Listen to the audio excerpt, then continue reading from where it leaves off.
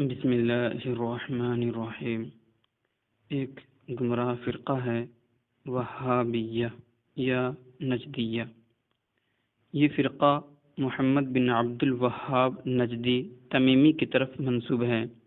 یہ 1115 ہجری مطابق 1703 عیسوی میں پیدا ہوا اور 1206 ہجری مطابق 1792 عیسوی میں انتقال کر گیا۔ اس کے والد عبد الوہاب علماء صالحین میں سے تھے۔ وہ بھی اپنے لڑکے محمد کے اندر اپنی فراست ایمانی سے الحاد و بے دینی محسوس کر رہے تھے۔ آپ اس کی بڑی مذمت کرتے اور لوگوں کو اس سے ڈراتے تھے۔ اس کے بھائی سلیمان بن عبد الوہاب بھی اس کی پیدا کردہ بدعتوں، گمراہیوں اور گندے عقائد سے نفرت کرتے تھے۔ انہوں نے اس کے رد میں الصواعق الالہیہ فی الرد علی الوہابیہ نامی ایک کتاب لکھی۔ ابتدا میں اسے ان لوگوں کے حالات کے مطالعہ کا بڑا شوق تھا جنہوں نے نبوت کا جھوٹا دعویٰ کیا، جیسے مسیلمہ کذاب، اسود عنسی۔ وہ قرآن کے علاوہ نہ مانتا، خواہ نبی صلی اللہ علیہ وسلم کی احادیث ہوں یا صحابہ، تابعین اور ائمہ مجتہدین کے اقوال۔ قرآن و حدیث سے ائمہ کے استنباط کو بھی تسلیم نہیں کرتا، نہ ہی اجماع اور قیاس صحیح کا قائل تھا۔ اس نے مسلمانوں کی تکفیر میں ان آیتوں سے استدلال کیا جو مشرکین کے حق میں نازل ہوئیں، ان کو مسلمانوں پر چسپاں کر دیا۔ امام بخاری نے عبداللہ بن عمر رضی اللہ عنہما سے خوارج کے بارے میں روایت کی ہے، انہم انطلقوا الی آیات نزلت فی الکفار فجعلوها فی المؤمنین، یعنی وہ ان آیتوں کی طرف گئے جو کفار کے بارے میں نازل ہوئیں تو انہیں مسلمانوں سے متعلق کر دیا۔ چنانچہ یہ حدیث ابن عبد الوہاب اور اس کے پیروکار پر صادق آتی ہے۔ ابتداءً 1143 ہجری میں اس کا مذہب مشرق میں ظاہر ہوا اور 1150 ہجری کے بعد نجد اور اس کے دیہاتوں میں پھیل گیا۔ چنانچہ امیر درعیہ محمد بن سعود اس کا تابع اور مددگار ہو گیا اور اسی کو اپنے ملک کی توسیع اور اپنے حکم کے نفاذ کا ذریعہ بنا لیا۔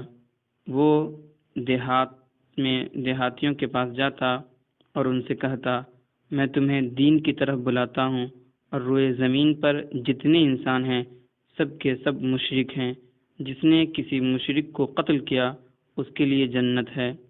تو یہ بادیہ نشینوں نے اس کا اتباع کر لیا اور ان باتوں سے ان کا دل مطمئن ہو گیا، تو محمد بن عبد الوہاب کا مقام ان کے درمیان ایسے ہی ہو گیا جیسے نبی اپنی امت کے درمیان ہوتا ہے۔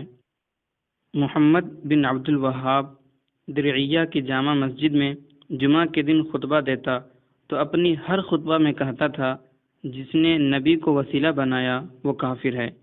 ایک دن اس کے بھائی سلیمان نے اس سے کہا، اے محمد بن عبد الوہاب، اسلام کے ارکان کتنے ہیں؟ اس نے کہا 5۔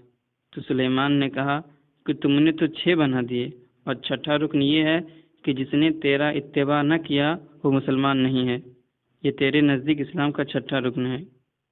اس کے برے خیالات میں سے یہ ہے کہ جب اس نے لوگوں کو نبی کریم صلی اللہ تعالیٰ علیہ وسلم کی زیارت سے منع کر دیا تو کچھ لوگ مقام احساء سے نکلے اور نبی صلی اللہ علیہ وسلم کی زیارت کی۔ ان کی خبر اس کے پاس پہنچی تو جب وہ لوگ زیارت کر کے واپس ہوئے اور درعیہ سے گزرے تو اس نے ان کی داڑھیاں مڈا دیں، پھر انہیں سواری پر الٹا بیٹھا کر درعیہ سے احساء پہنچا دیا۔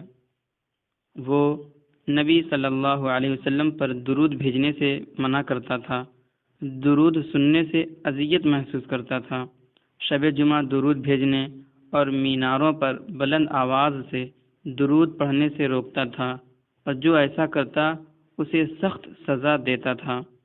اس نے درود شریف کی کتابیں جیسے دلائل الخیرات وغیرہ کو آگ لگا دی۔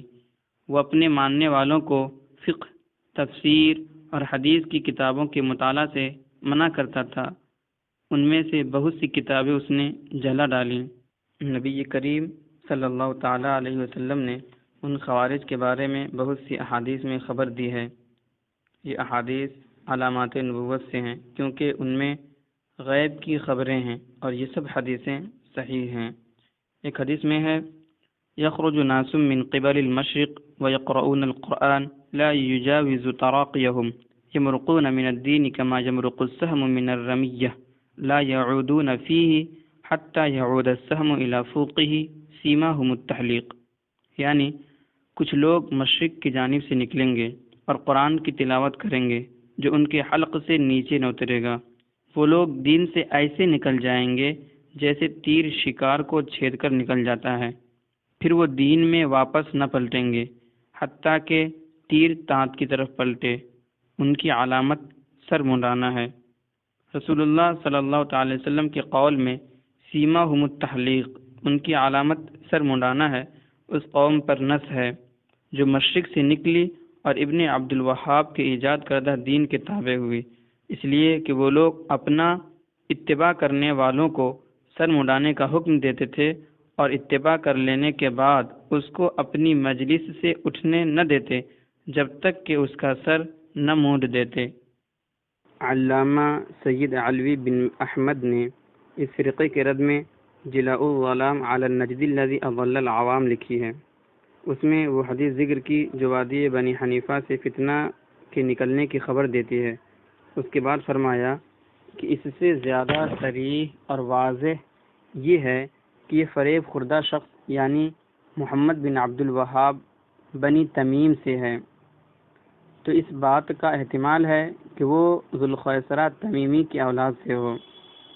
اور اللہ تعالیٰ نے بنی تمیم کے بارے میں یہ آیت نازل فرمائی: ان الذین ینادونک من وراء الحجرات اکثرهم لا یعقلون، بے شک وہ جو تمہیں حجروں کے باہر سے پکارتے ہیں ان میں اکثر بے عقل ہیں۔ اور انہی کے بارے میں یہ آیت بھی نازل فرمائی: لا ترفعوا اصواتکم فوق صوت النبی، اپنی آوازیں اونچی نہ کرو اس غیب بتانے والے نبی کی آواز سے۔ شیخ نجدی ابن عبد الوہاب نے ایک کتاب لکھی جس کا نام کتاب التوحید رکھا۔